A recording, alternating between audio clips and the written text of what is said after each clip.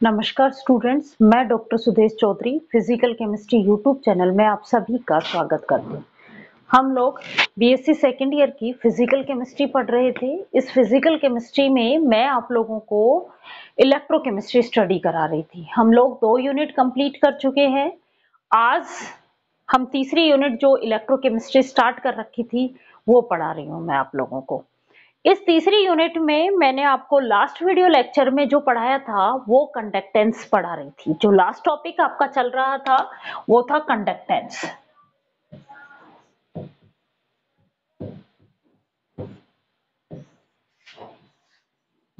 Electrochemistry first के नाम से है आपकी। ये जो है ये 4th यूनिट है आपकी। इस यूनिट में हम कंडक्टेंस पढ़ रहे थे। कंडक्टेंस में मैंने आप लोगों को 2 टाइप की कंडक्टेंस पढ़ा दी थी। इक्विवेलेंट कंडक्टेंस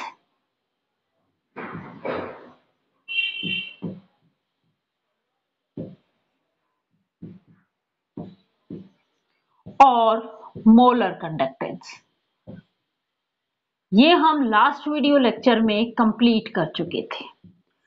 आज हम जो स्टडी करेंगे वो पढ़ेंगे सेल कांस्टेंट किसे कहते हैं, इनकी डेफिनेशन स्टडी करेंगे और इस सेल कांस्टेंट को निकालने का मेथड स्टडी करेंगे। चलो अब हम स्टडी कर रहे हैं सेल कांस्टेंट।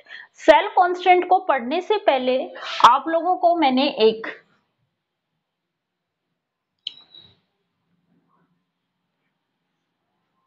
लॉ बताया था कि जो रेजिस्टेंस होती है, हम पढ़ रहे हैं सेल कांस्टेंट। सेल कांस्टेंट किसे कहते हैं वो पढ़ेंगे।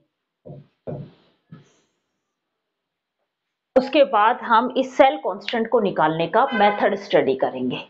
देखो मैंने जो लास्ट वीडियो लेक्चर्स था उसमें हमने एक डेफिनेशन पढ़ी थी स्पेसिफिक कंडक्टेंस की।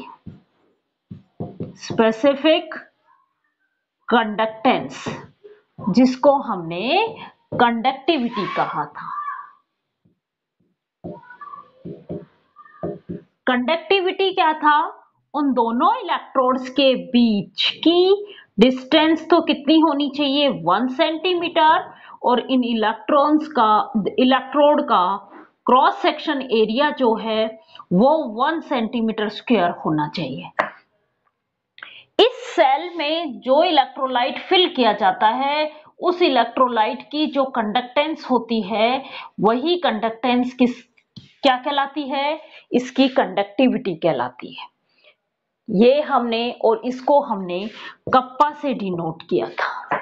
ये थी स्पेसिफिक कंडक्टेंस।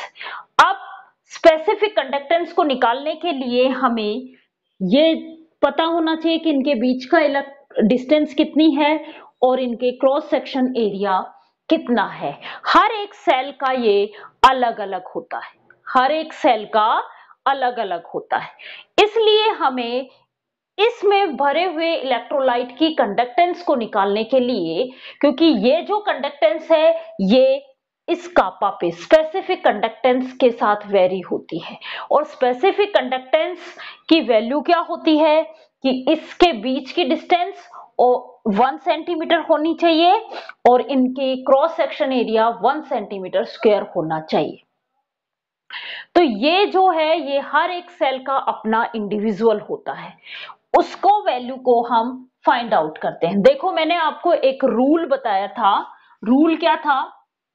एक लॉ बताया था, ओम्स लॉ। उसमें हमने ये कहा था कि ये जो रेजिस्टेंस होती है ये लेंथ के डायरेक्टली प्रोपोर्शनल होती है और क्रॉस सेक्शन एरिया के इनवर्सली प्रोपोर्शनल होती है।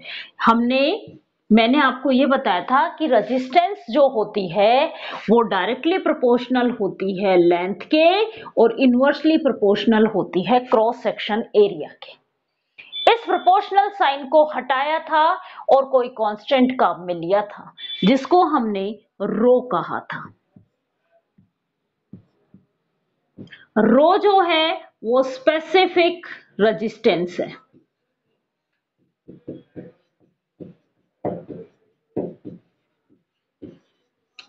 एल जो है वो लेंथ है,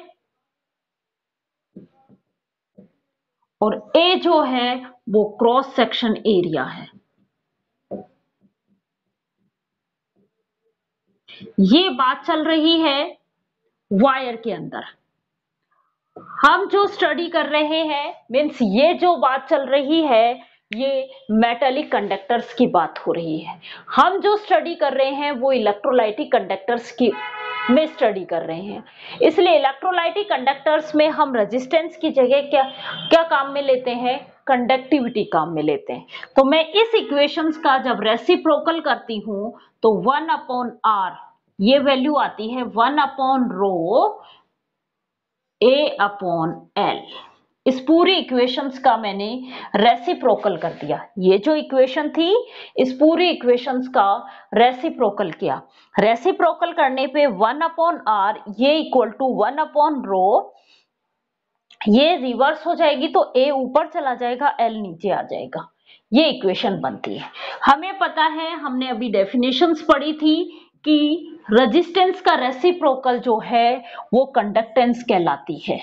तो 1/r किससे डिनोट करती हूं मैं, C से। C means conductance. कंडक्टेंस क्या होती है, रेजिस्टेंस का रेसिप्रोकल।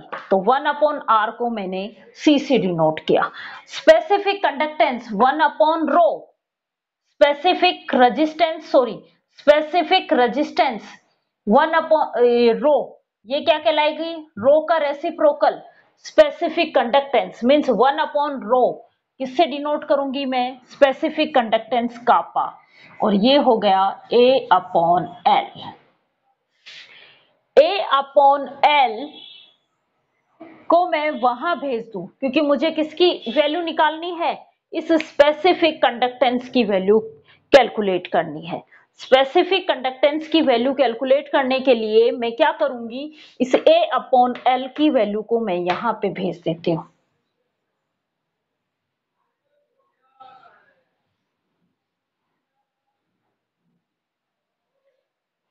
तो क्या होगा, कप्पा ये होगा C into L/A, C into L/A, और ये जो L/A की वैल्यू है ये एक सेल की बात की जाएगी तो एक सेल के लिए ये कांस्टेंट होगा। किसी एक सेल में उन दोनों इलेक्ट्रोड्स के बीच की डिस्टेंस भी कांस्टेंट रहेगी और उनका क्रॉस सेक्शन एरिया भी कांस्टेंट रहेगा। इसलिए इसको क्या कहा जाता है, सेल कांस्टेंट कहा जाता है। क्या कहते हैं, सेल कांस्टेंट कहते हैं। और सेल कांस्टेंट की वैल्यू इसको हम x से डिनोट करते हैं। किससे डिनोट किया जाता है, x से। तो क्या आ गया, specific conductance equal to C into X. किसकी वैल्यू निकाल रहे हैं हम, सेल कांस्टेंट की वैल्यू कैलकुलेट कर रहे हैं। तो सेल कांस्टेंट क्या हो गया, x is equal to kappa upon C, means specific conductance upon observed conductance क्या कहलाएगा, सेल कांस्टेंट। क्या है, स्पेसिफिक कंडक्टेंस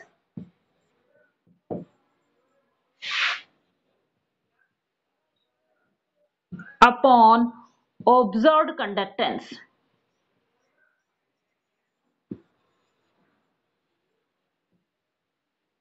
क्या कहलाएगा, सेल कांस्टेंट कहलाएगा। तो सेल कांस्टेंट क्या है, सेल कांस्टेंट वो फैक्टर है जब किसी स्पेसिफिक कंडक्टेंस को में हम ऑब्जर्व्ड कंडक्टेंस को डिवाइड करते हैं तो जो फैक्टर मिलेगा हमें वो क्या कहलाएगा, सेल कांस्टेंट। सेल कांस्टेंट वो फैक्टर है जो किसी सेल के लिए कांस्टेंट होता है, और सेल कांस्टेंट की वैल्यू क्या होती है, specific conductance upon observed conductance. यहां तक क्लियर। अब देखो, इसकी एक डेफिनेशन हम ये भी कह सकते हैं कि सेल कांस्टेंट किसे कहा जाता है, वो फैक्टर्स, वो गुणांक जिसको हम कंडक्टेंस से मल्टीप्लाई करें तो हमें क्या मिले, स्पेसिफिक कंडक्टेंस, कंडक्टिविटी मिल जाती है। इसे क्या कहा जाता है, इस गुणांक को क्या कहा जाता है, सेल कांस्टेंट। मींस दूसरी डेफिनेशन क्या है कि जब कंडक्टेंस को हम किसी फैक्टर गुणांक से मल्टीप्लाई करने पे हमें स्पेसिफिक कंडक्टेंस या कंडक्टिविटी मिलती है तो ये गुणांक क्या कहलाता है, सेल कांस्टेंट कहलाता है। तो सेल कांस्टेंट की डेफिनेशन मैंने आप लोगों को बता दी। अब हम सेल कांस्टेंट के बाद डेफिनेशंस के बाद अब हम इसकी यूनिट पढ़ेंगे। तो यूनिट देखो, आपको सबकी यूनिट आती है। सेल कांस्टेंट अभी हमने निकाला, सेल कांस्टेंट होता है, मैं एक्स से डिनोट कर रही हूं सेल कांस्टेंट को, हर जगह पे हम एक्स से डिनोट करेंगे। सेल कांस्टेंट एक्स, ये वैल्यू थी specific conductance upon observed conductance. देखो स्पेसिफिक कंडक्टेंस का हमें यूनिट पता है, क्या होती है, ओम इनवर्स सेंटीमीटर इनवर्स, और कंडक्टेंस की हमें यूनिट पता होती है ओम इनवर्स। इस ओम इनवर्स से ये ओम इनवर्स के कैंसिल, मीन्स एक्स की वैल्यू क्या आ गई, एक्स की यूनिट जो है वो हमारे पास क्या आई, सेंटीमीटर इनवर्स। एक तो तरीका ये होता है। दूसरा हमने किसको माना है, एक्स, एक्स हमने माना है एल अपॉन ए को। एल क्या होता है, लेंथ, और लेंथ को किससे डिनोट करते हैं, सेंटीमीटर से। और ए क्या होता है, क्रॉस सेक्शन एरिया, और क्रॉस सेक्शन एरिया को किससे डिनोट किया जाता है, सेंटीमीटर स्क्वायर से। इस स्क्वायर से सेंटीमीटर कैंसिल आउट, मीन्स उस टाइम भी हमारे एक्स की यूनिट क्या आएगी, 1 अपॉन सेंटीमीटर। इसको मैं लिख सकती हूँ सेंटीमीटर इनवर्स। आपकी इच्छा है आप इससे निकाल लो, इससे निकाल लो, एक ही बात है। तो सेल कांस्टेंट की डेफिनेशन हमने पढ़ ली। सेल कांस्टेंट की डेफिनेशन क्या है, जब किसी भी फैक्टर को कंडक्टेंस से मल्टीप्लाई करने पे हमें स्पेसिफिक कंडक्टेंस या कंडक्टिविटी मिल जाती है तो वो फैक्टर जो है वो सेल कांस्टेंट कहलाता है। हर एक सेल के लिए अपना एक सेल कांस्टेंट होता है। सेल कांस्टेंट की वैल्यू जो होती है वो होती है specific conductance upon observed conductance. इसकी यूनिट जो होती है वो सेंटीमीटर इनवर्स होती है। यहां तक क्लियर। अब हम निकालेंगे सेल कांस्टेंट डिटर्मिनेशन।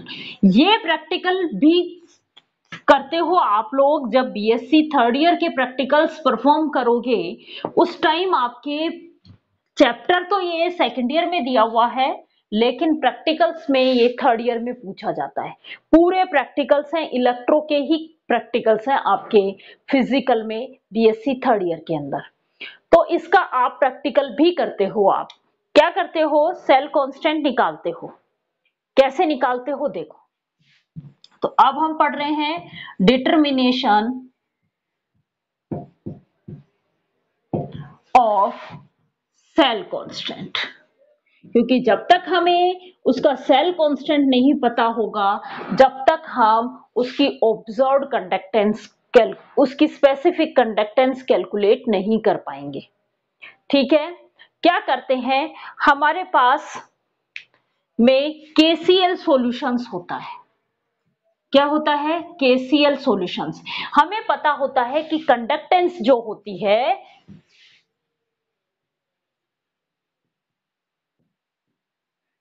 वो टेम्परेचर पे भी डिपेंड करती है और कंसंट्रेशन पे भी डिपेंड करती है। चाहे वो कंडक्टेंस की बात करें चाहे कंडक्टिविटी की बात करें, दोनों ही टेम्परेचर पे भी डिपेंड करती हैं, टेम्परेचर से भी वेरी होती हैं और कंसंट्रेशन से भी वेरी होती हैं, क्योंकि ये दोनों फैक्टर्स चेंज होने पे नंबर ऑफ आयंस चेंज होंगे और नंबर ऑफ आयंस चेंज होंगे तो कंडक्टेंस भी चेंज हो जाएगी। यहां तक क्लियर। अब हमें ये पता है कि केसीएल के हम डिफरेंट सॉल्यूशंस की हमारे पास एक टेबल होती है, आपकी बुक में भी वो टेबल दी हुई है। वो टेबल है, यहां पे आपके कंसंट्रेशन लिखी हुई है, स्पेसिफिक कंडक्टेंस की टेबल है। वो किसकी टेबल है? स्पेसिफिक कंडक्टेंस की टेबल है। आप केसीएल के सॉल्यूशन बनाओगे, यहाँ पे कंडक्टेंस है, यहाँ टेम्परेचर है 0 degree centigrade, may be 18 degree centigrade और 25 डिग्री सेंटीग्रेड हो सकता है। और बुक में और भी कुछ टेम्परेचर्स दिए हुए हों, 30 टेम्परेचर्स भी दे दिए हों, हो सकता है।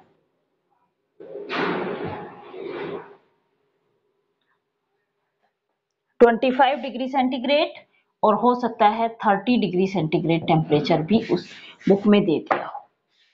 यहाँ पे आपके पास कंसंट्रेशन होती है 0.01, 0.1, 1n, इस तरीके की कंसंट्रेशन होती है। नॉर्मलिटी के सॉल्यूशंस होते हैं, यहाँ पे उनकी स्पेसिफिक कंडक्टेंस होती है, जो भी वैल्यू होंगी स्पेसिफिक कंडक्टेंस की वैल्यू होगी।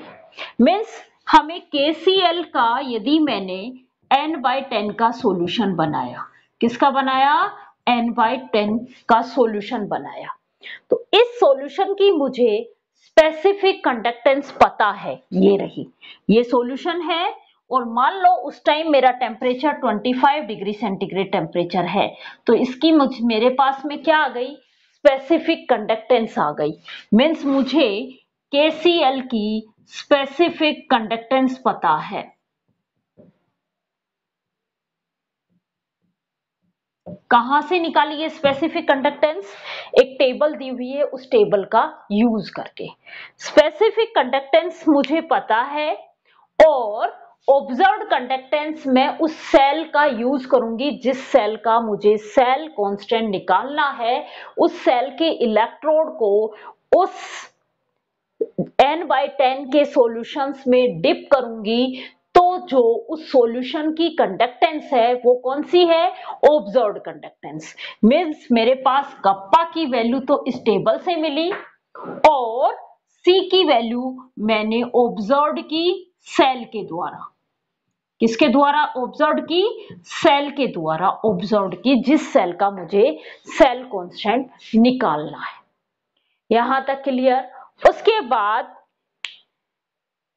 सिंपल सा फॉर्मूला है, उस फॉर्मूले में मैं वैल्यूज पुट कर दूंगी। फॉर्मूला है cell constant x is equal to, ये इक्वल टू कप्पा अपॉन सी।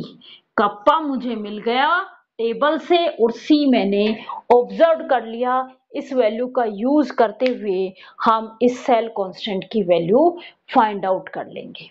ये आपके एक्सपेरिमेंट दिया हुआ है इस तरीके का। इन सेल कांस्टेंट के साथ में हमेशा आपके पास में एक न्यूमेरिकल्स की फॉर्म में पूछा जाता है, तो मैं आपको एक या दो न्यूमेरिकल्स करा रही हूं जो आपकी बुक में है। किस तरीके से न्यूमेरिकल्स करते हैं वो आपको आ जाएगा न्यूमेरिकल्स करना। देखो आपके दिया हुआ है सेल कांस्टेंट निकालना आ गया। अब हम एक न्यूमेरिकल करके देखते हैं। एक कोई सोल्ट दिया हुआ है, उस सोल्ट की हमें नॉर्मलिटी दी है कि कोई सोल्ट है 0.5 N का। क्वेश्चन ध्यान से सुनो। एनी सोल्ट, मैं शॉर्ट फॉर्म में लिख रही हूं क्वेश्चन को। एनी इलेक्ट्रोलाइट, ये इलेक्ट्रोलाइट है जिसकी नॉर्मलिटी दी हुई है 0.5 N का। 0.5 N का सॉल्वेंट दिया, इलेक्ट्रोलाइट दिया हुआ है और इस इलेक्ट्रोलाइट का जो रेजिस्टेंस है ये दो इलेक्ट्रोड्स के बीच में रखा हुआ है और उन दोनों प्लेटिनम इलेक्ट्रोड्स के बीच रखा हुआ है। ये सॉल्यूशंस इन दोनों इलेक्ट्रोड्स के बीच की डिस्टेंस जो दी हुई है वो है 1.72 सेंटीमीटर। कितनी है? 1.72 सेंटीमीटर। और इनका क्रॉस सेक्शन एरिया जो है वो 4.5 सेंटीमीटर स्क्वायर है। और इनका रेजिस्टेंस दिया हुआ है 25 ओम। कितना दिया हुआ है रेजिस्टेंस?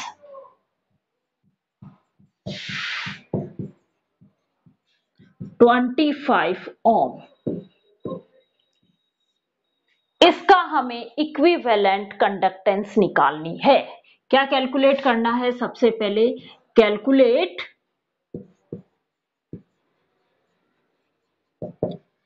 Equivalent conductance. हम उल्टा चलते हैं। क्या निकालनी है? Equivalent conductance. इक्विवेलेंट कंडक्टेंस का फॉर्मूला हमें पता होता है, लैम्बडा कल ही कराया था। लैम्बडा इक्वल टू होता है कप्पा इंटू 1000 अपॉन एन। ठीक है, अब एन तो ये दे दिया, कितना है? 0.5 एन का सॉल्यूशन बना हुआ है, मीन्स एन तो हमें मिल गया। अब हमें कप्पा नहीं मिला। इस कप्पा को कैलकुलेट करने का भी हमें मेथड पता है। कप्पा क्या होता है? कप्पा होता है कंडक्टेंस इनटू में सेल कांस्टेंट। यही होता है, अभी निकाला था हमने। कप्पा जो होता है वो होता है कंडक्टेंस इनटू सेल कांस्टेंट। अब कंडक्टेंस नहीं दी इन्होंने, कंडक्टेंस नहीं दी है। क्या कहा है कि इनका जो रेजिस्टेंस है वो 25 ओम है। कितना है? रेजिस्टेंस जो है वो 25 ओम है। इसका मतलब क्या कहा इन्होंने? रेजिस्टेंस का रेसिप्रोकल क्या होती है? कंडक्टेंस। तो C की वैल्यू जो है वो क्या आ गई? 1/25। तो अब हमारे पास ये C भी आ गया।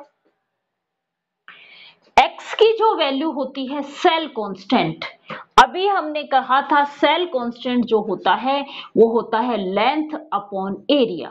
हमारे पास इन दोनों इलेक्ट्रोड्स के बीच की लेंथ दे दी 1.72 और इनका क्रॉस सेक्शन एरिया दे दिया 4.5। मीन्स x की वैल्यू भी हमारे पास आ गई 1.72 अपॉन 4.5। इन सब वैल्यूज का यूज करके हम सबसे पहले k की वैल्यू निकालेंगे। k आ गया हमारे पास 1/25 मल्टीप्लाई ये c हो गया आपका, और x है 1.72 अपॉन 4.5।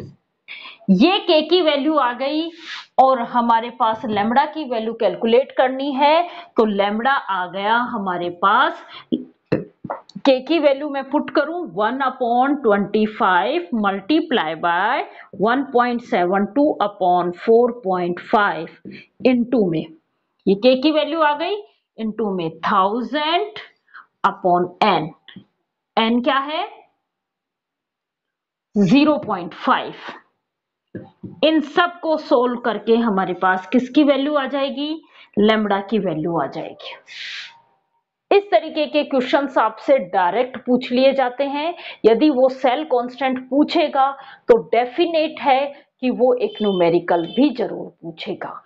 आज हमने सेल कांस्टेंट पढ़ा और उसके बाद हमने उस सेल कांस्टेंट को निकालने का मेथड स्टडी किया और उसके बाद मैंने आपको एक न्यूमेरिकल स्टडी कराया है कि न्यूमेरिकल्स में इस तरीके से हम यूज लेते हैं, कौन से डाटा को कैसे यूज करना है वो मैंने आप लोगों को बता दिया है। अब हम अगली क्लास में इफेक्ट स्टडी करेंगे कि कंसंट्रेशंस का इन कंडक्टिविटी पे क्या इफेक्ट पड़ रहा है और टेम्परेचर का इन कंडक्टेंस पे क्या इफेक्ट पड़ रहा है। हम दो टाइप की कंडक्टेंस पढ़ी है, उन दोनों कंडक्टेंस का पे हम इफेक्ट देखेंगे, कंसंट्रेशंस का भी इफेक्ट देखेंगे और टेम्परेचर का इफेक्ट भी स्टडी करेंगे। Thank you.